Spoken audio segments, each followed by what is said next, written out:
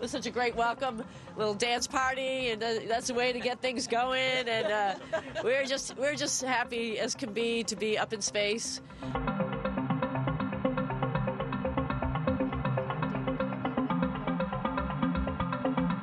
We have two problems on this vehicle right now: the helium leak and figuring out how to fine-tune these thrusters so that they're not selected off. Those are pretty small, really, issues to go deal with, and we'll figure them out for the next mission. So I don't see these as significant at all.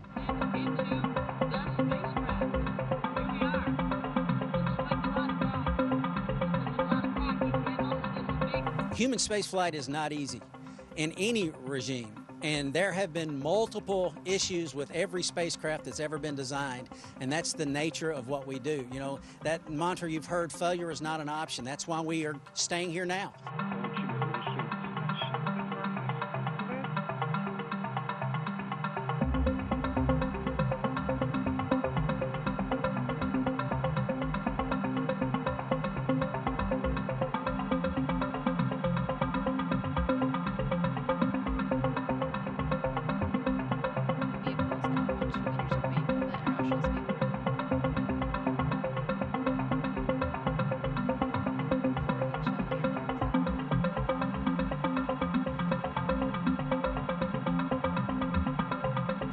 Touchdown.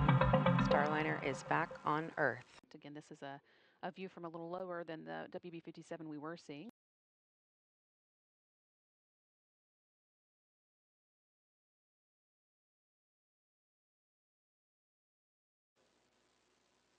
Just a beautiful sight as Starliner makes its way to the sands of New. You're seeing the ground there in your screen. Touchdown. Starliner is back on Earth.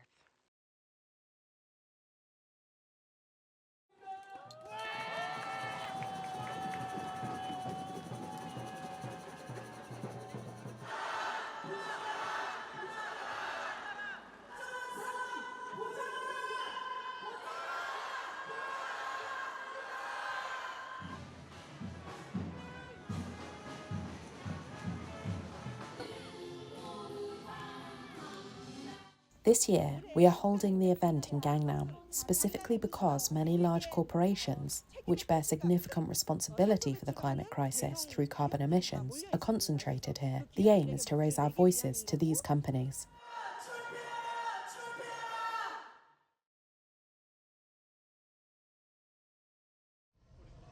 World Bank President Ajay Banga visited the front line of the battle against rising sea levels on Friday. It's the first visit by a World Bank chief to the Pacific island nation of Tuvalu, which sits roughly halfway between Hawaii and Australia and is struggling with the impacts of climate change. He says young people here need training to help them move and adapt. This could mean investment in skills institutes for jobs such as nursing or plumbing, Banga says. You know, adaptation and resilience is not only about infrastructure, as in physical, it's also about human infrastructure and helping them have the quality of life that they deserve and they need. Banga says the impact of rising sea levels due to climate change is clear, as the tiny nation has fortified its ports and reclaimed coastal land. They're basically suffering from the impact of climate change and what it's doing to them. Tuvalu has a population of about 11,000 people. They live on 10 square miles stretched across 9 atolls. Scientists say by 2050, half of Tuvalu's main town of Funafuti will be inundated by tides. The country struck a climate migration deal with Australia last year, giving a pathway for residents to move when its atolls became uninhabitable. But for young people like Talua Nivaga, vice president of the Tuvalu National Youth Council, leaving home is Plan B. I've been an advocate and a youth advocate for climate mobility, but it doesn't mean that we are right now requiring the movement of people at this stage. What we advocate for is the clear path of people to move when it comes to worst case scenarios. Youth climate activist Grace Malley says she first learned of climate change when she was 8, when her parents explained why the space for playgrounds was shrinking. I love my country, I love my home, and I love doing what I do every day in Tuvalu. And I wish to stay. I wish for my children to experience the same life that I live, excluding living through the impacts of climate change. Last year, Banga expanded the global lender's remit for the first time in 80 years to encompass climate change, under the banner of alleviating poverty in a livable planet. The World Bank said in December it will deploy 45% of its annual financing to climate change adaptation and mitigation by 2025. Banga said that goal has already been reached in the Pacific Islands.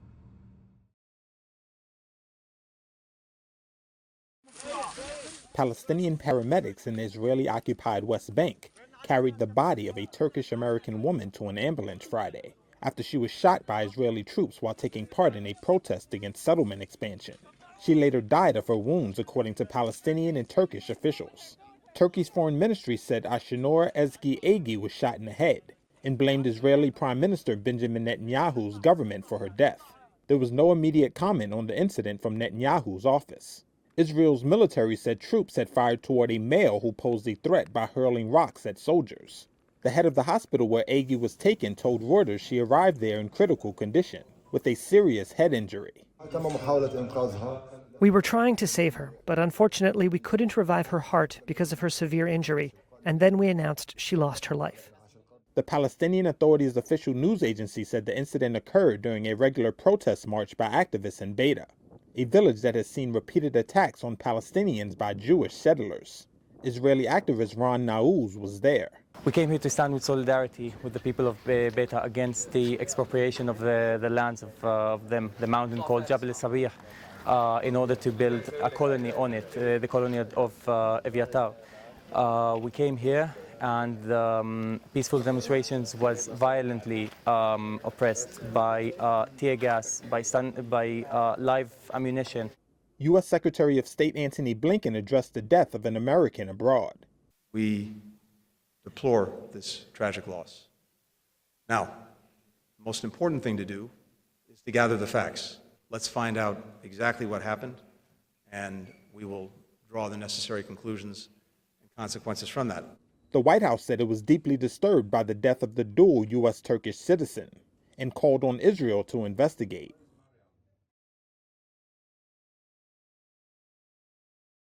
Video from Israel's ambulance service showed emergency vehicles at the Allenby Bridge border in the occupied West Bank on Sunday after what the Israeli military said was a deadly shooting by a gunman who approached from Jordan. The military said 3 Israeli civilians were killed after the attacker got out of a truck in the bridge area and shot at security forces there. They added that Israeli forces eliminated the gunman. The Israeli manager of the crossing said 3 workers were shot dead at close range.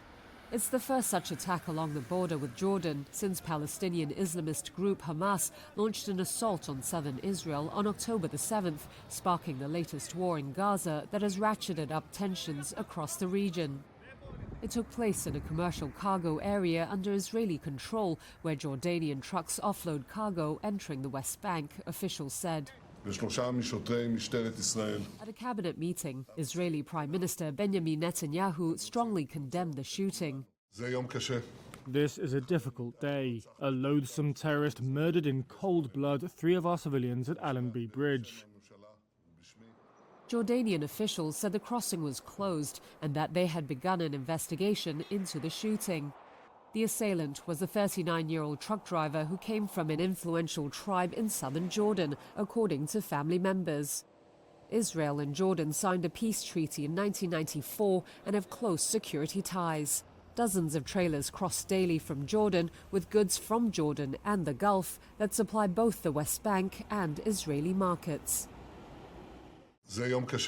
This is a difficult day. A loathsome terrorist murdered in cold blood 3 of our civilians at Allenby Bridge. On behalf of the government and myself, I send my condolences to the families of the murdered.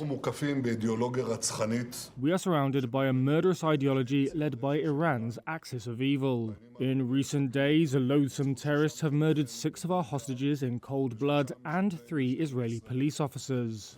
The killers do not distinguish between us. They want to murder us all until the last one. right and left, secular and religious, Jews and non-Jews. What prevents the elimination of our people, as in the past, is the strength of the State of Israel and the strength of the Israel Defense Forces. בכוחו של צבא ההגנה לישראל.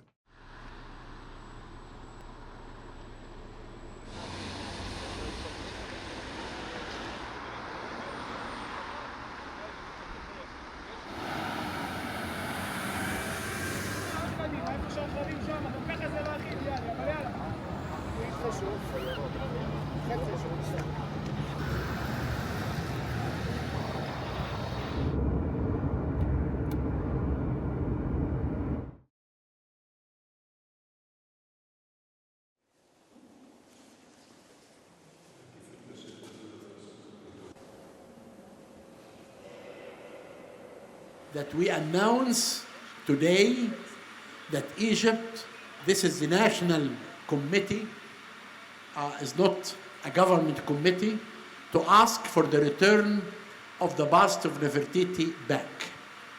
And this is the letter. What I need from everyone here is to go to my website. You will only open the website hawazzahi.com and you will sign one signature to show that you really love this pastor to come back.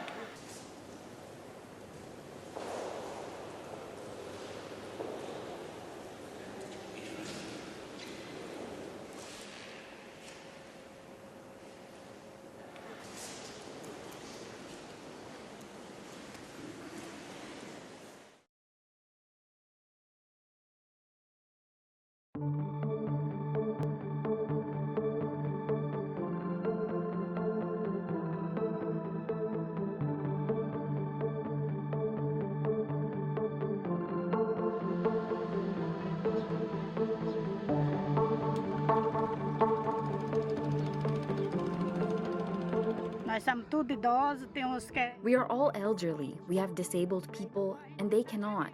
We even carry water and our things on the beach. But no one else helps us here. Only God and them help us.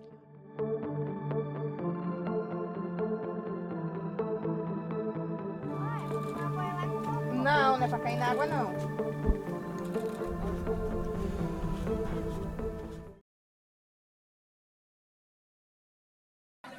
Venezuelan opposition presidential candidate Edmundo Gonzalez fled to Spain on Sunday as he seeks asylum from Nicolas Maduro's government amid the ongoing crisis over July's disputed election.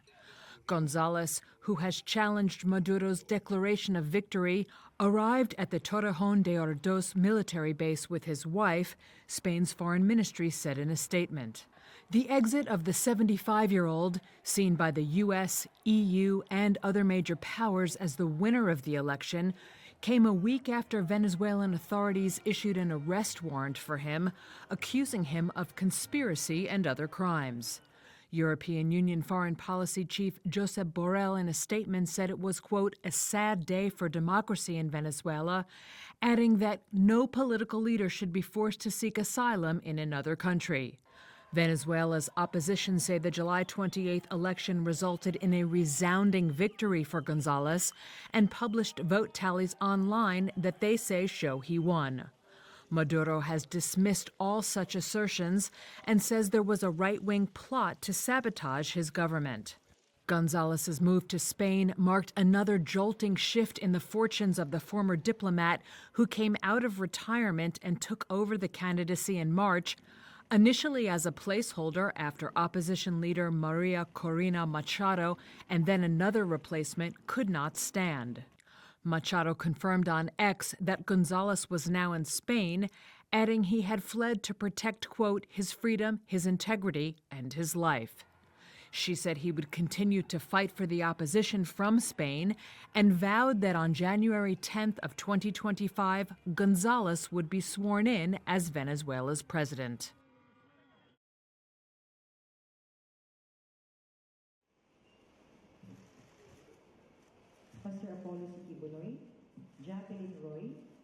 Presente Canada ISN.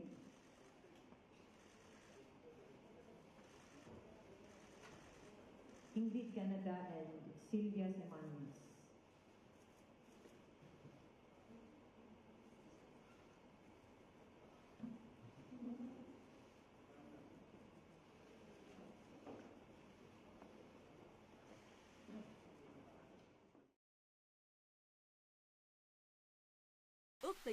Typhoon Yagi left dozens dead in northern Vietnam as it barreled westwards, preliminary government estimates showed on Monday. The country's infrastructure has also been hit by Asia's most powerful storm of this year, as the weather agency warned of more floods and landslides. Widespread damage could be seen in the Vietnamese capital Hanoi on Monday, with downed trees covering the streets and signs ripped from their hoardings. The typhoon swept across Vietnam's northeastern coast on Saturday, cutting power to millions, flooding highways and disrupting telecommunications networks. This usually busy bridge in Phu Tho province was swept away. Authorities said initial investigations suggested there were 8 vehicles on the bridge when it collapsed. Despite being downgraded to a tropical depression on Sunday, Yagi has brought a halt to economic activity in many industrial hubs.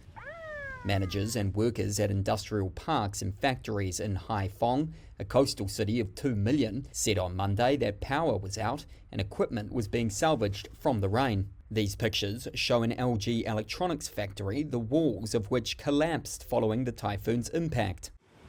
Local resident Bui Van Thuy began cleaning up the damage to his shop on Sunday. The damage done to this community is extremely severe. Most of the roof was blown away or the ceiling caved in. It may take 3 to 4 years for this place to look the same again because the damage is so terrible. The surroundings look like an apocalypse. Never before has a storm dealt this much damage to us. State-run power provider EVN said 75% of the 5.7 million customers that lost power over the weekend now had electricity restored.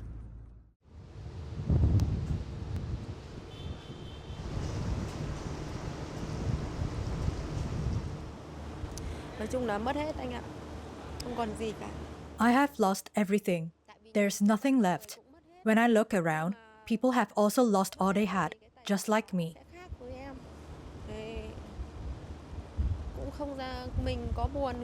Even though I am sad, I can't talk about it, because it is not just me who is suffering. I can only try to recover from this. I am left empty-handed because I borrowed money to invest in this place. I have not yet paid back the old debt. And now this has happened. So I definitely have nothing left. I did not want to cry, but I could not help it because it hurts so much.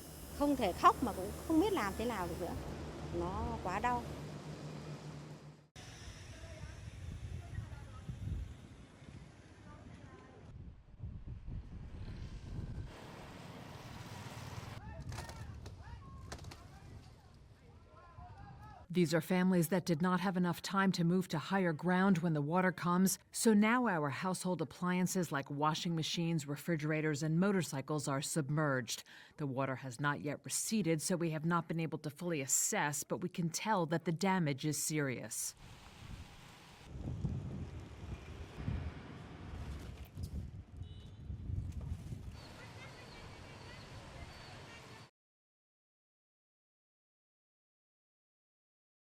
A 1,000 miles from Moscow is the Serbian capital of Belgrade, a place a vibrant community of Russians now call home, part of a wave of tens of thousands who left their motherland after its invasion of Ukraine in February 2022. Vadim Morus is one of them. The ice skater was able to settle in easily thanks to his professional skills. My first day at the skating rink, when I started working, people immediately approached me asking me to help their children with training, and I said, of course. Therefore, right from the very beginning, I started meeting Serbs and establishing some interaction. But not everyone is integrating with the locals, as a mini Russia springs up in Belgrade, a city with ancient cultural and religious ties to Moscow. After the war began, up till mid-2023, more than 30,000 Russians registered for temporary residence in Serbia, according to the latest government data. It's a sharp increase compared with before, officials said. Many of the émigrés, fleeing conflict, conscription, or the politics of President Vladimir Putin, were seen queuing to vote at the embassy earlier this year in Russia's election. Fewer Russians are moving to Serbia than to countries like Germany, but their presence is acutely felt in Belgrade, a city of under 2 million people. A whole range of Russian-owned businesses have sprung up, and many Russians shop at Russian stores and eat at Russian restaurants. Psychologist Michelle Dia, who also left because of the war, said many of her fellow Russians don't feel the need to go outside their community. As it appears, all their social needs have been fulfilled. You walk through the centre and you always hear Russian people, 4 or 5 times in an hour of walking. And you can choose a restaurant with Russians, sit in a place with Russians. So many of them immediately organised themselves into a small Russian settlement. But she added that the stresses of fleeing their homeland meant it has been difficult for many others to settle in. I see Russians that are not even interacting with other Russians, she said. Ties between Serbia and Russia date back centuries and remain cordial today, although Serbia is trying to join the European Union, which condemns Russia's invasion of Ukraine. Serbian political scientist Aleksandar Jokic was teaching in Russia until the war broke out. He said the new arrivals, many of whom are experts in fields such as IT, could be a boost to Serbia's economy, even if they did not choose to integrate with wider society. But Jokic added, this wave of émigrés won't have the same cultural impact compared to a century ago, when artists and architects arrived as part of the anti-communist, so-called White Russians, fleeing the civil war.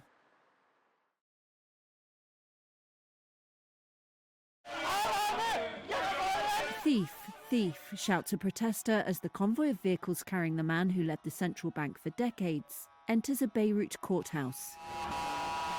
Riyad Salameh was for years celebrated as a financial wizard. But on Monday he was ordered by a judge to remain in detention during an investigation into alleged financial crimes. Salameh came under scrutiny after the catastrophic collapse of Lebanon's financial system in 2019, which plunged more than 80% of the population into poverty. His 3 decades in charge of the central bank ended last year, his reputation in tatters. He was arrested last week on charges that state media said included embezzlement, theft of public funds, forgery and illicit enrichment. Salameh's media office has said he would not comment publicly on the case, in line with the law. He has denied previous corruption charges. These charges sparked outrage from citizens whose funds were frozen in Lebanese banks.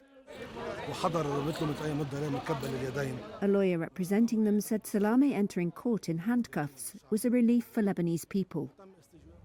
If Salameh faces prosecution, it would mark a rare case of a serving or retired senior Lebanese official facing accountability in a system critics say has long shielded the elite. Let them fall like dominoes, says this protester. Judicial sources told Reuters Salameh was suspected of accruing more than $110 million through financial crimes using a Lebanese firm called Optimum Invest. His office said in a statement he had cooperated in the past with more than 20 criminal probes and was cooperating with this investigation. Several European countries, including France and Germany, have been investigating whether tens of millions of dollars of the funds allegedly embezzled from the central bank were laundered in Europe.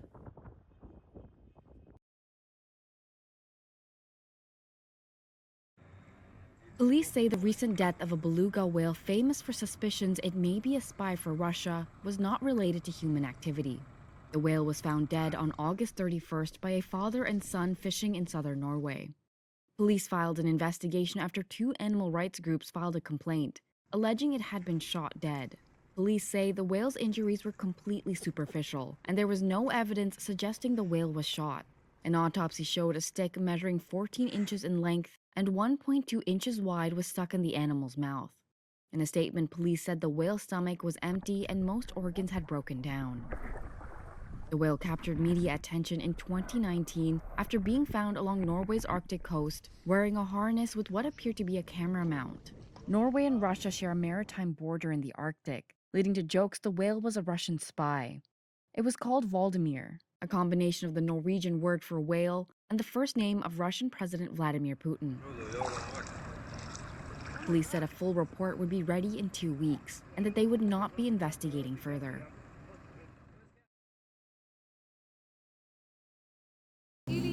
As as the summer comes to an end. Britain's Princess Kate said on Monday she had finished her course of preventative chemotherapy for cancer. Kensington Palace released this video conveying a personal message from the Princess of Wales, who appears with her husband Prince William and their 3 young children, George, Louis and Charlotte. The 42-year-old wife of the heir to Britain's throne underwent major abdominal surgery in January, which revealed the presence of cancer. Kate said the treatment gave her a new perspective. This time has above all reminded William and me to reflect and be grateful for the simple yet important things in life, which so many of us often take for granted, of simply loving and being loved. In the video, filmed in Norfolk, eastern England last month, Kate said she would be carrying out a handful of public engagements later this year, but that her path to full recovery would be long. She has made only a couple of public appearances since her health issues emerged.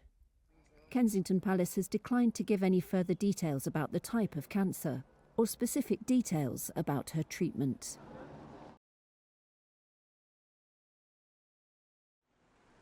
Germany's government says it is implementing temporary controls at all of the country's land borders in an attempt to tackle irregular migration and protect the public. The controls are set to begin on September 16th and last for 6 months. Nancy Faeser is the country's interior minister.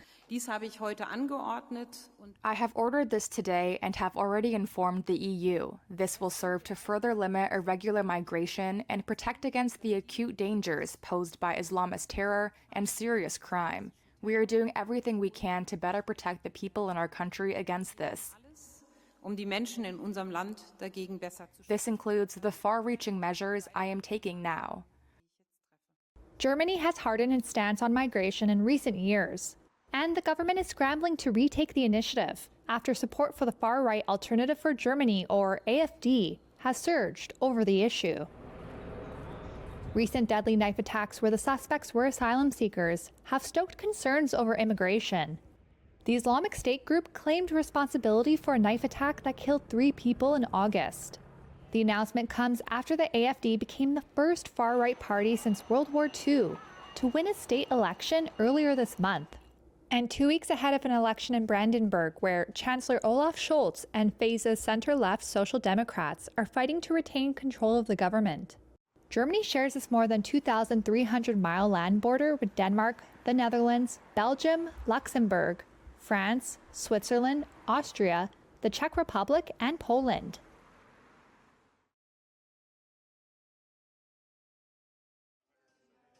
Former Canadian fashion mogul Peter Nygard has been sentenced to 11 years in prison after being convicted of 4 counts of sexual assault and attacks on women in his Toronto office building. During a 6-week trial, the Ontario Superior Court heard testimony from 5 complainants, who said during a period between the late 1980s to around 2005, Nygard had attacked them in a private bedroom suite on the top floor of the building. A Toronto jury found Nygard guilty last November. The 83-year-old was acquitted of a 5th count of sexual assault and 1 count of forcible confinement. Justice Robert Goldstein said Monday that Nygard, quote, used his wealth and his power to commit the assaults.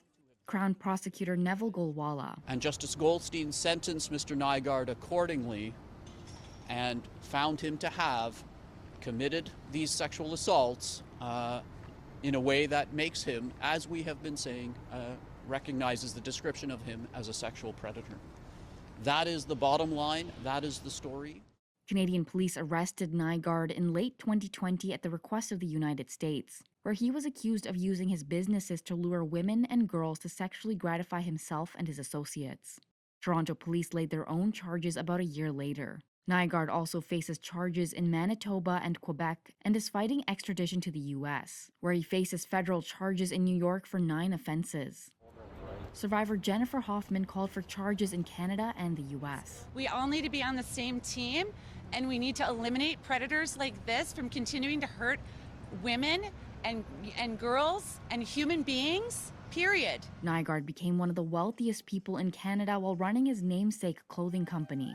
The 11-year sentence is reduced to take into account time he has already spent behind bars.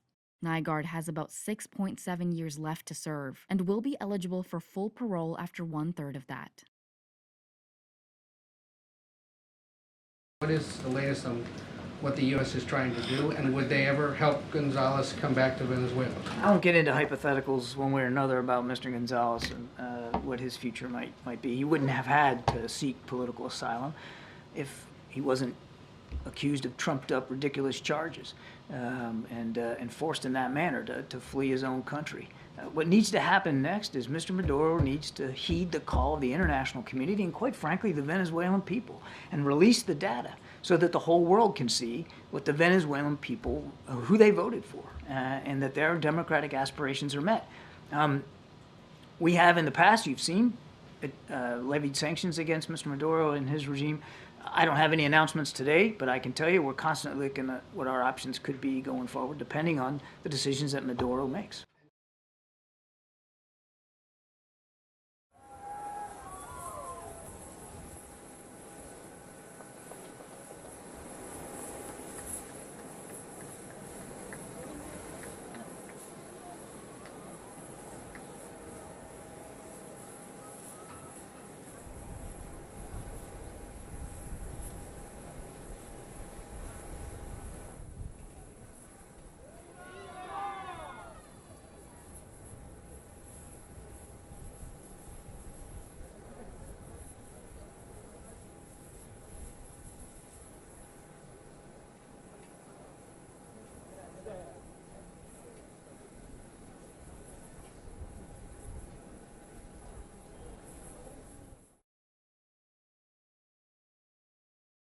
The indictment charges in 15 counts that Humber and Allison conspired to solicit others to commit hate crimes against Black people, Jewish people, non-white immigrants, and lesbian, gay, bisexual, and transgender people.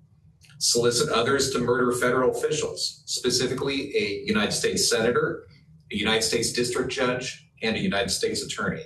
Humber and Allison disseminated instructional manuals and videos to equip Telegram users to carry out the most lethal and effective attacks, including an instruction video called How to Make a Letter Bomb. As the indictment lays out, defendants used the internet platform Telegram to post messages promoting their white supremacist accelerationism, hate crimes fueled by bigotry and white supremacy and amplified by the weaponization of digital messaging platforms are on the rise and have no place in our society.